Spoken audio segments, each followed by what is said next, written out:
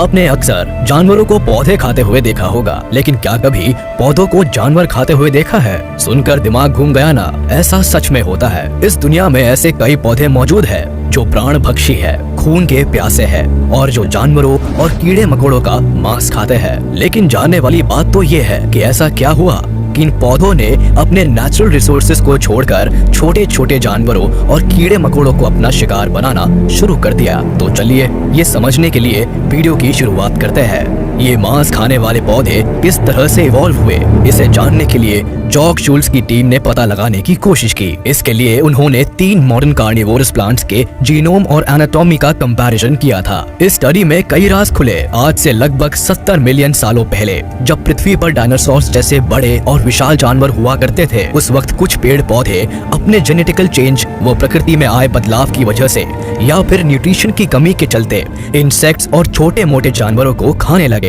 ये कुछ ऐसा ही था कि किसी खास बीमारी के चलते एक इंसान में जब पोषक तत्वों की कमी हो जाती है तो डॉक्टर उससे कुछ खास तरह की चीजें खाने को कहता है, जिससे कि वह इंसान जल्द से जल्द ठीक हो सके। समय के साथ साथ जब पर्यावरण में बदलाव आए तो जाहिर सी बात है पेड़ पौधों को भी खुद को पर्यावरण के हिसाब से अपने खाने की कमी को पूरा करना ही था और इसी वजह से पेड़ पौधों ने भी खुद को नए तरीके में ढालने की कोशिश की। यही वजह थी कि उनकी पत्तियों और बाकी हिस्सों में भी चेंजेस होते चले गए। इस प्रोसेस को पूरा होने में और प्लांट्स को पूरी तरह से कार्निवोरस होने में हजारों सालों का समय लगा। लेकिन इसी दौरान इन पौधों को बहुत सारे फायदे भी हुए, क्योंकि ये पौधे बदलाव को बहुत ही अच्छी तरह से समझ चुके थे। इनको पता था कि अगर ये खुद में बदलाव नहीं लाएंगे तो शायद ये हमेशा हमेशा के लिए खत्म हो जाएंगे। इन पौधों को एनिमल्स व इंसेक्ट्स को खाने से नए तरह के न्यूट्रिएंट्स मिलने लगे, जो कि शायद पहले संभव नहीं था। इसके बाद ही इन पौधों ने ये बात जान ली कि हम सही रास्ते पर जा रहे हैं। वैसे तो बहुत सारे एनिमल ईटिंग प्लांट्स हैं, जिनकी तादाद सैकड़ों में है। इनमें से इस वीडियो में हम ड्रोसेरासी फैमिली के 3 कार्निवोरस प्लांट्स पर बात करने वाले हैं। इन तीनों ही प्लांट्स की खासियत है कि अपने शिकार पर हमला करने के लिए मोशन करते हैं, यानी ये पौधे एक तरह से घात लगाकर अपने शिकार का इंतजार करते हैं और जैसे ही शिकार यानी छोटे मोटे कीड़े मकोड़े या जानवर इनके पास आते हैं तो ये पौधे तुरंत ही उन पर हमला बोल देते हैं। Number 1, Venus fly trap. Venus fly trap Carolina में पाया जाता है, ऐसी जगह जहाँ की जमीन ह्यूमिड होती है, जो इन पौधों के लिए एकदम सही होती है। आपको ये जानकर बहुत ही ज्यादा हैरानी होगी कि पोकेमोन कार्टून में इस पौधे से इंस्पायर्ड होकर भी कैरेक्टर्स बनाए गए हैं। खैर, पेड़ पौधे किसे पसंद नहीं होते, और खासकर जब वह हरे भरे और खूबसूरत हो। पर शायद आपका ध्यान इस पेड़ के कांटेदार पत्तों पर नहीं गया, जो कि जानवरों के लिए मौत का कुआं है। जब इस पेड़ की पत्तियां खुली होती है तो अक्सर इस पर कोई छोटा मोटा कीड़ा मकोड़ा या छिपकली जैसे जानवर आकर बैठ ही जाते हैं। ये देखिए, मधुमक्खियों की तरह दिखने वाला येलो जैकेट इस खूंखार पेड़ की कांटेदार पत्तियों पर आ बैठता है। अब जो होगा उसे देखकर आप अपनी आंखों पर विश्वास नहीं कर पाएंगे। एक ही झटके में ये कांटेदार पत्तियां इस जीव को जकड़ कर कैद कर लेती है और थोड़ी ही देर में मौत की नींद सुला देती है। देखा आपने किस तरह इस पेड़ की पत्तियों ने इस छोटे से जीव को अपनी तरफ खींचा और अपना मुंह बंद कर लिया। बेचारा येलो जैकेट तड़पता रह जाता है और खेल खत्म हो जाता है। कुछ देर बाद जब येलो जैकेट्स एक बार फिर से इन कटीली पत्तियों के पास आते हैं तो इनमें से एक पूरी तरह से अंदर फंस जाता है और साथ ही दूसरे जैकेट की गर्दन भी इन पेड़ की पत्तियों में फंस जाती है, जिससे बड़ी मुश्किल से येलो जैकेट का साथी छुड़ा पाता है। कटीली पत्तियों में फंसे हुए जैकेट को तड़पता हुआ देखकर बाहर मौजूद सारे जैकेट्स परेशान हो जाते हैं, पर ये नन्हे जीव अपने साथी की जान बचाने के लिए कुछ कर नहीं पाते। अब तो आपको इस बात का अंदाजा लग ही गया होगा कि ये पौधे कितने ज्यादा खतरनाक होते हैं। Number 2, sundew.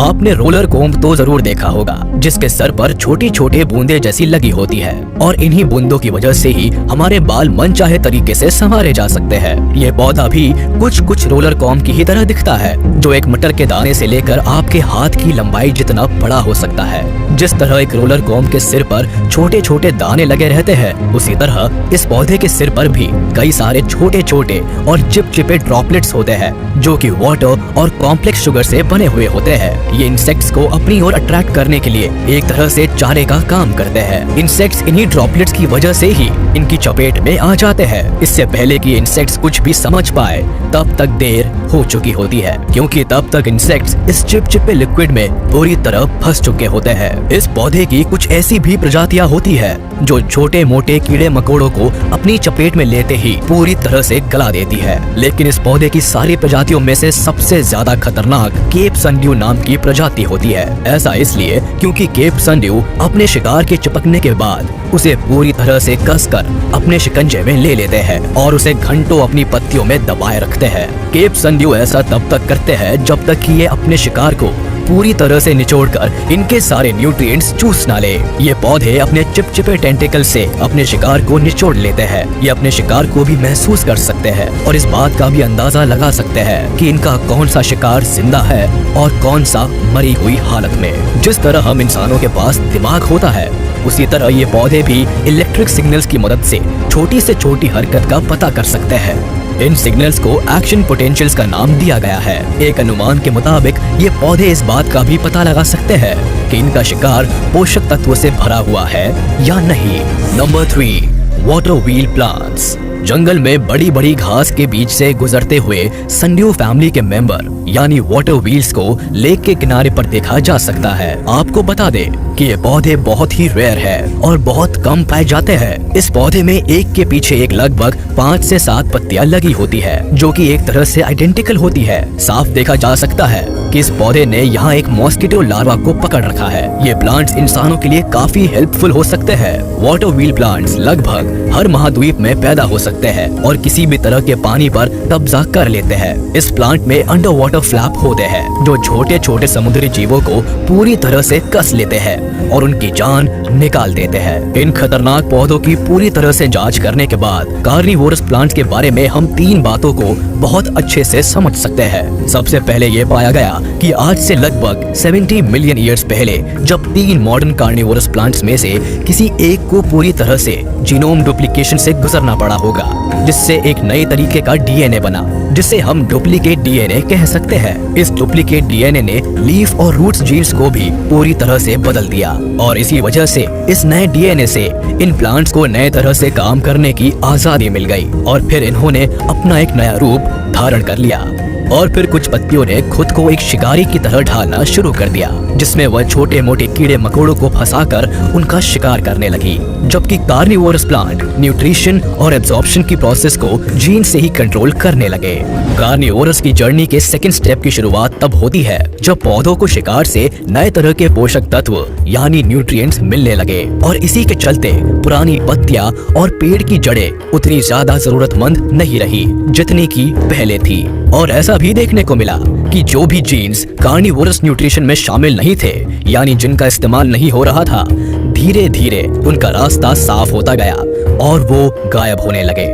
ये भी अपने आप में एक नई तरह की शुरुआत थी, जैसे कि एक्वेटिक वाटर व्हील प्लांट्स के सीडलिंग्स जो कि नॉर्मली तो एक प्रो रूट फॉर्म कर लेते हैं, लेकिन डीएनए में बदलाव की वजह से ये रूट्स ज्यादा बड़ी नहीं हो पाई और धीरे धीरे पूरी तरह से गायब हो गई। शुरुआत में ये बात बहुत ही हैरान कर देने वाली लग रही थी। कुछ इसी तरह ही 2013 में भी वैज्ञानिकों के एक ग्रुप द्वारा 2 कार्निवोरस प्लांट्स पर की गई स्टडीज में भी यही परिणाम सामने आया था। कार्निवोरस प्लांट्स में बदलाव के तीसरे चरण में पौधों ने अपने पर्यावरण के लिए खास तौर पर बहुत ही अनोखे और नए तरह के बदलाव किए, जो कि बहुत ही चौंकाने वाली बात है।